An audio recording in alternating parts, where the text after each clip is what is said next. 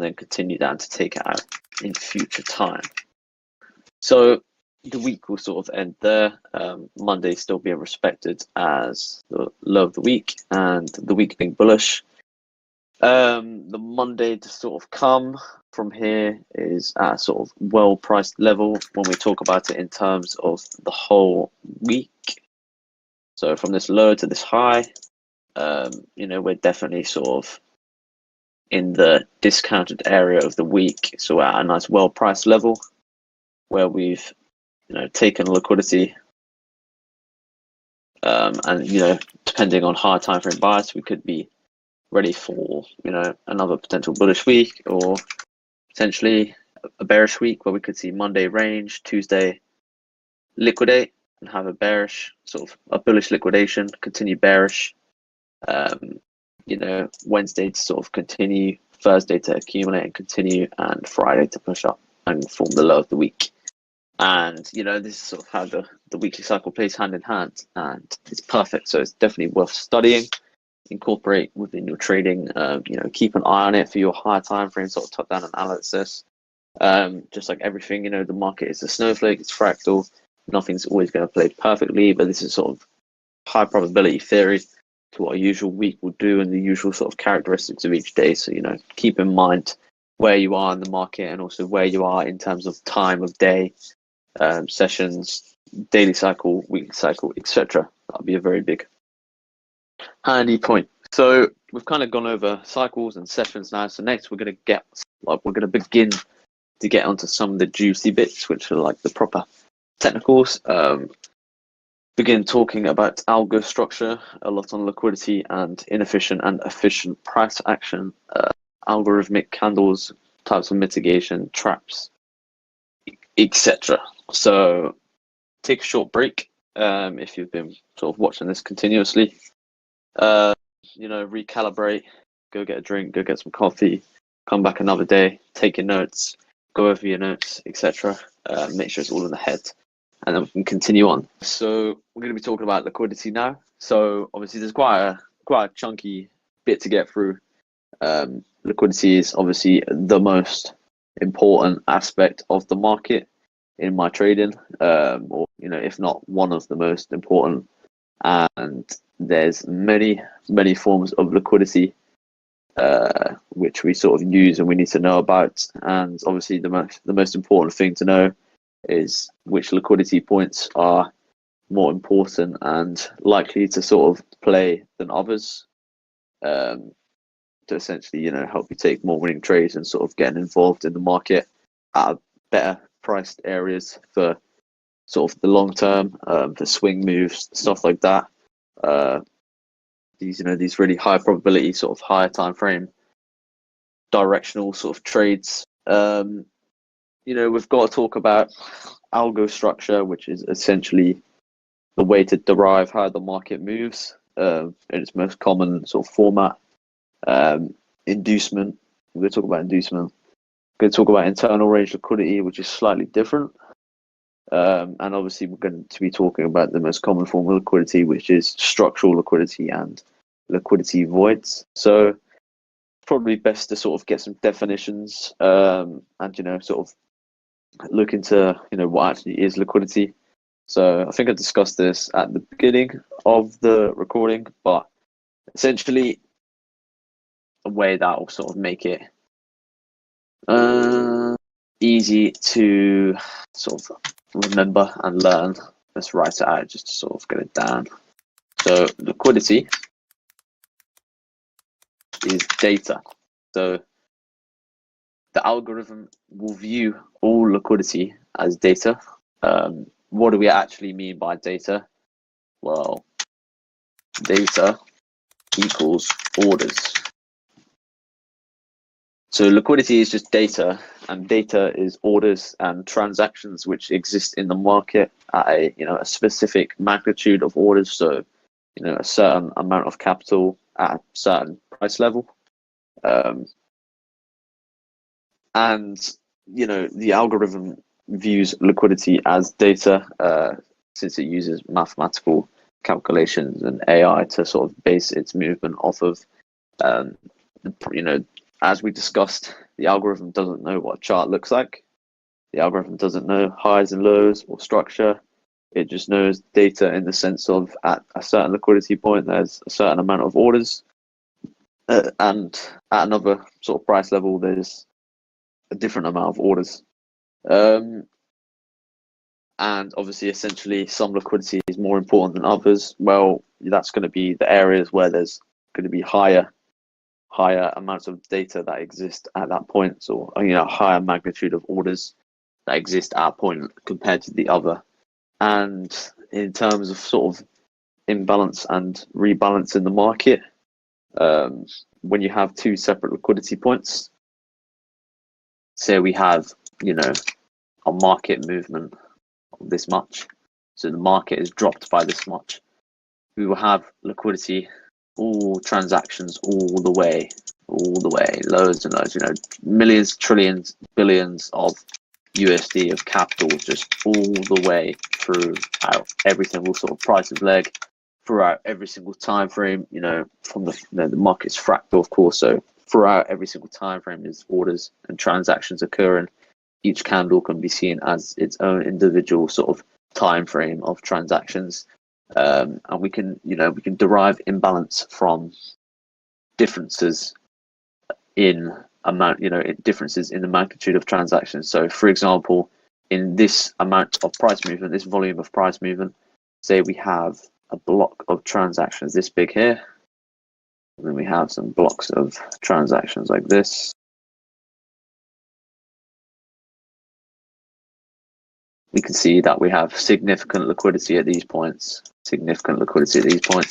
and within here is essentially an imbalance, which price can be drawn to sort of take out liquidity and to mitigate more liquidity points,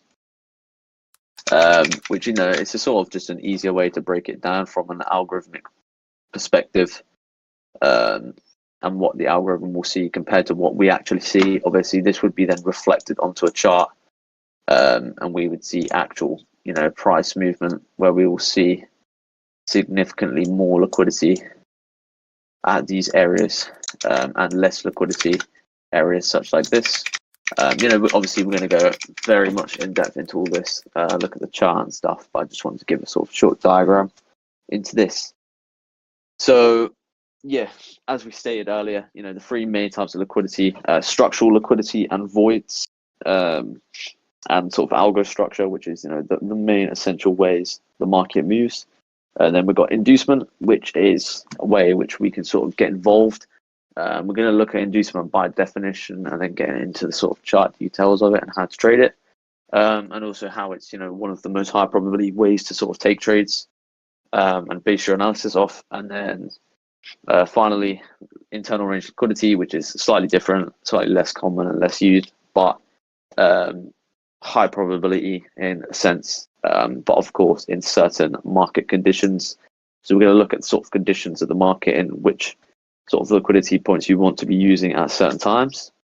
So essentially, let's hop into some algo structure. So what actually is algo structure? So obviously we know the algorithm doesn't view structure.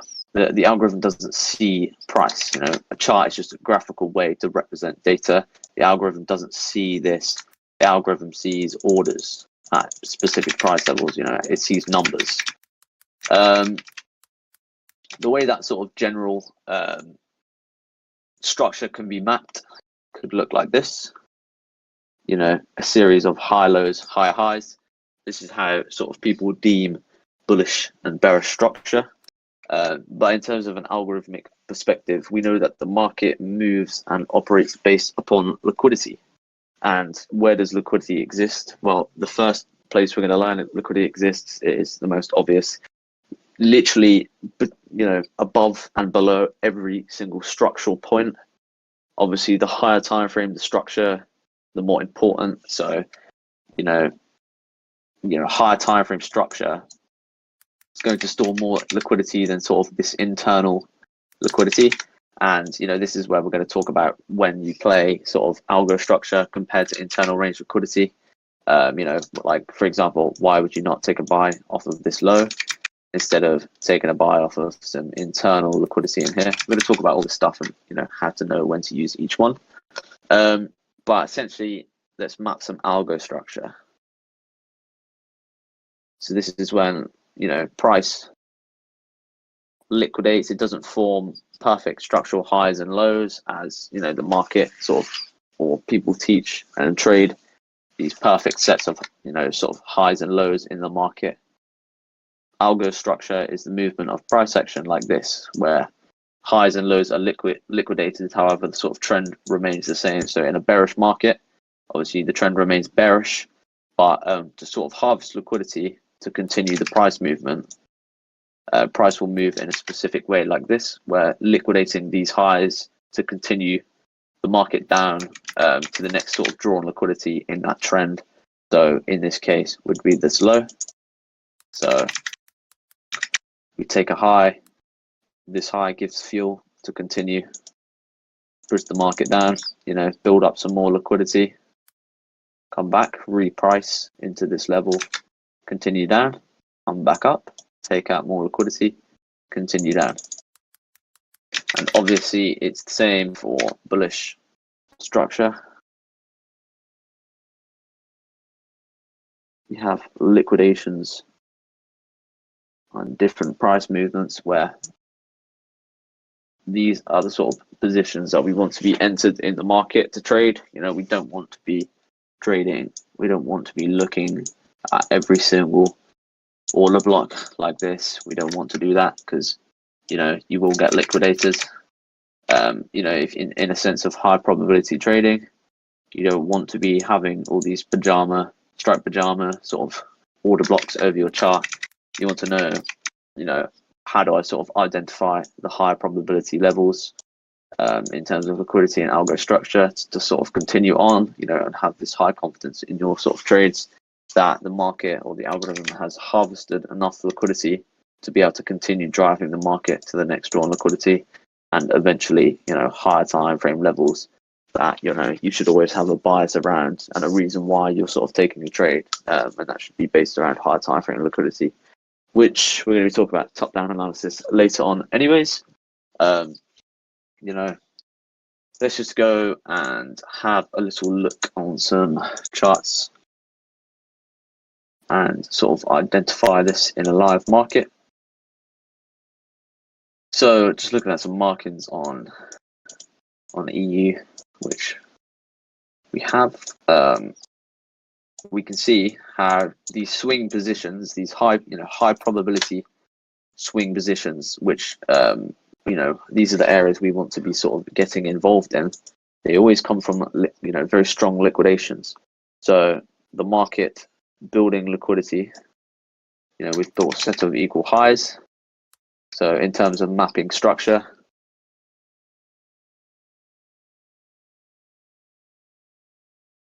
we have high, a low, high, a low, a high, a low, high, and this high obviously takes out liquidity, comes to mitigate a more high probability zone.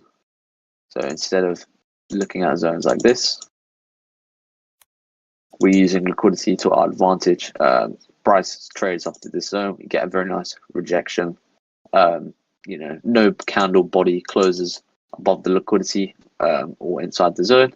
So we've rejected this level and we could perhaps enter inside of lower time frame confirmation inside of here, since we've had sort of candlestick pattern confirmation of a rejection of this level, and trade this down to the next draw on liquidity, which is the low. You can see this is an example of price playing inducement. We're going to get on to talking about inducement later on and how to sort of position yourself on these levels using inducement, instead of sort of paying attention to all of this internal range liquidity bullshit, which is essentially going to give you little to no reaction. You need to know the points in the market where you're going to sort of see the market reprice to and continue down from. If your bias is for the market to go down, and we have now shifted bullish, or we've had a money transfer off of this level, perhaps we've hit a higher time frame level, we could expect the market to reprice back bullish again, start pushing bullish to come into areas to sell from. If you know that your high probability area you are looking to sell from is this level, then all of this should not interest you. You should be solely interested in buys until we get to here. Then once we're here, we can then look to sell down to our next liquidity point. Just like here, how the market leaves behind supply zones. But since these supply zones have no liquidity, when we map structure correctly, right, get the highlighter. When we're looking at in terms of structure, a high, a low, a high, a low, a high, a low, a high, low, bang, bang, bang, bang. We're following this algorithmic pattern where we are getting positioned in the market in these levels where price is taking out consecutive highs and using that as fuel to come and deliver down to the next liquidity point. You can see this happening, again here, for example. On every pullback, as the sort of market is traveling in its desired direction, highs are going to be liquidated, or obviously lows if you're taking buys. These are the areas where we want to be interested in taking trades.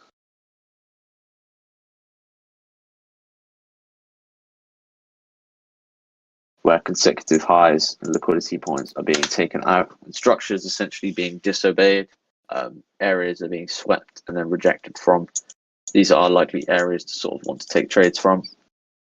When we look at, say, this exact area of price action here, so we have this push down in the market. Let me get rid of these indicators real quick.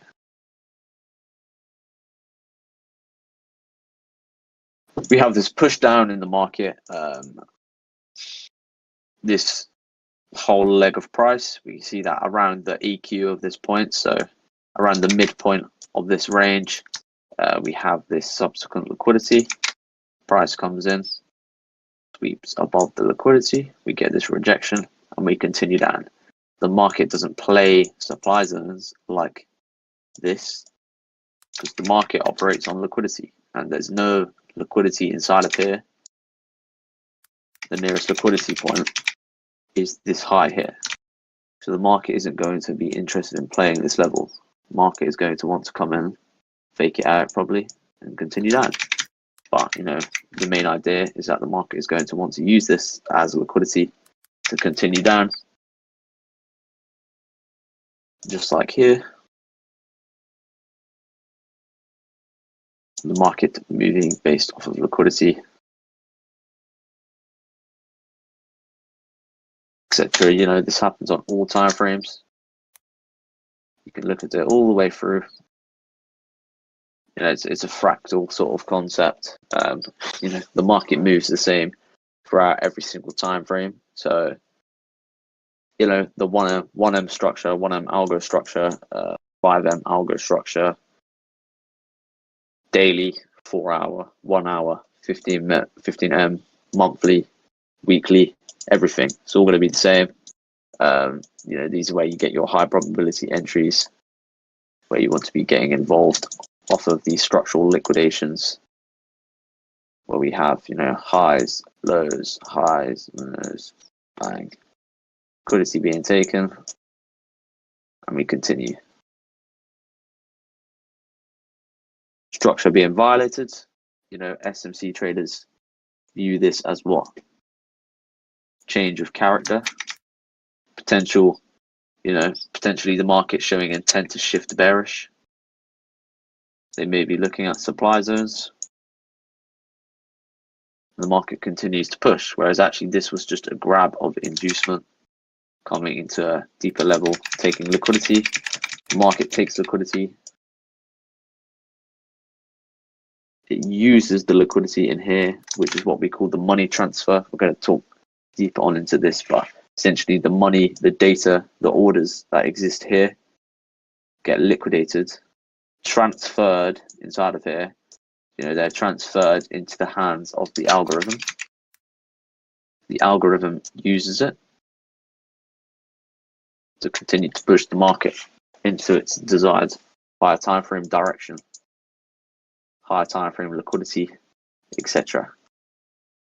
One thing to keep in mind is that every significant liquidity point in the market is capable of causing a expansion or retracement in price action.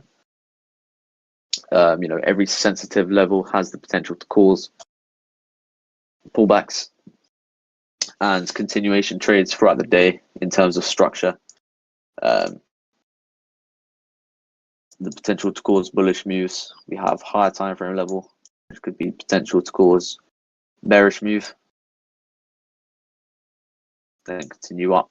It's something to be wary of. Obviously, we're not trying to ping pong every single trade. That's, it's stupid. It's not necessary. But what we do want to do is get involved in the high probability, well-priced levels, these swing levels, intraday levels where you can sort of ride the market throughout its daily flow, getting involved at a nice strict area, having high RR potential, but also maintaining, that high probability entry, using liquidity, time, and other confluences we're going to talk about, to give you sort of essentially the best chances to capitalize in the market. So we've dug a little bit into algo structure there. There's, obviously we're going to talk about inducement next. Aside from inducement, then we've got internal range liquidity. Then we're going to be talking about sort of a different type of liquidity, which isn't essentially, the way you'd view. So instead of looking at the market in terms of liquidity and where to get involved, we're going to be looking at, your more sort of general liquidity in terms of more frequent manipulations. So essentially, instead of like diving into algo structure, we're going to be looking at what is actually going on inside of levels, such as, market maker models, liquidations, fake breaks of structure. So fake structure, fake breaks, fake changes of characters, things like vector candles, retail traps, stuff like that. So let's get talking about inducement. So the first thing to talk about with inducement is, it's always good to establish the word by definition first of all. So let's actually look at inducement in the real world. What does the actual word mean? Aside from trading, it obviously has the same meaning. But, from a Google search on inducement is a thing that persuades or leads someone to do something,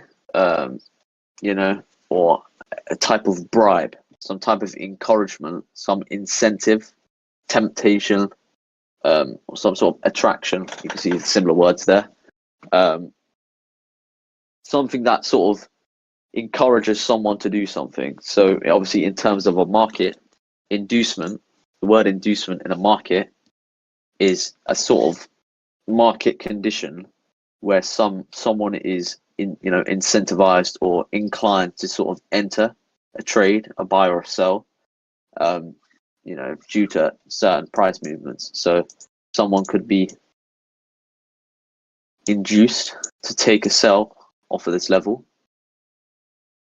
However, they are encouraged to sell, or they're inclined to sell off this level. However, we view them as inducement, type of early sort of liquidity, which gets taken, and then the price continues down. So when we are looking at playing our levels in a sort of scenario like this level here would be inducement. Why? Because traders are incentivized to take a trade off of this level, this supply zone, since this supply is what they will sort of view as the level which caused a break in structure. So they would sort of, be inclined to choose this as the level to sort of take their sell from, their supply zone. However, us taking advantage of the information gap, we are interested in selling off of this level here due to this being classed as inducement, and having an understanding in that of that the market needs to take liquidity to continue down.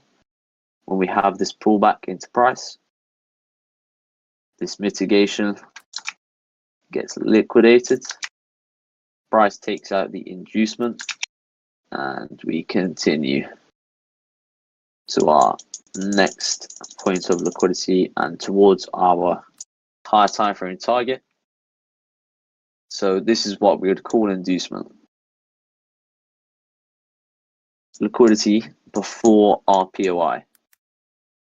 So before our level, we need to see liquidity. And this liquidity needs to exist in the structure, in the range, in the push down. You know, we wouldn't classify this.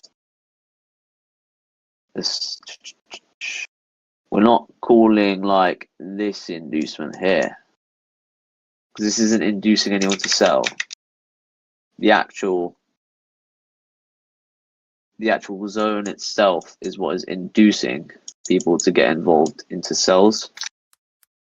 However, we are interested in this level because of this. We want to see this price level here being liquidated before we get involved. So we know that traders have been taken out before we get involved. And, you know, that's the most important thing. We want to be positioning ourselves in the market where we know other people have been taken out before us. We want to know that other people have been taken out early. You know, if you can't see the liquidity, you are the liquidity. You can't see people getting taken out before you, and you're about to get taken out. That's the sort of term you need to sort of become familiar with. If you can't see the liquidity before you, then you are the liquidity. Cool.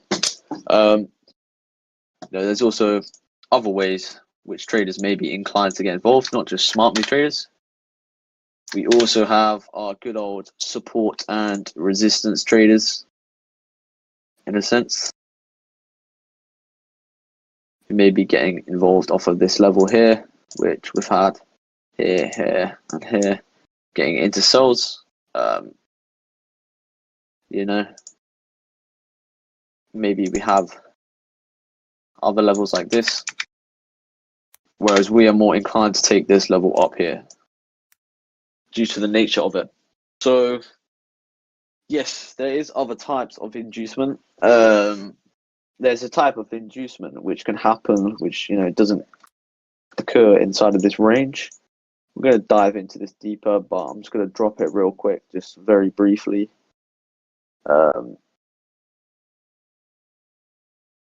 Essentially, fake movement. So say traders were looking at this as a zone, you know, this would also be a type of inducement. Why? Because we've had this fake movement, you know, we've had a fake break of structure. So if, you know, we've had a break of structure downwards, which may then encourage traders to take sells, look to take sells, since they are under the assumption the market is now shifted in trend. But us, you know, we don't use structure, we use liquidity, and we are aware that no significant liquidity has been taken. Therefore, this must be the liquidity. So when traders sell here, they are liquidated. We're getting involved here, knowing that, you know, have we had a liquidation before our entry? Well, inducement, and we know that traders have been involved here, been taken out. You know, we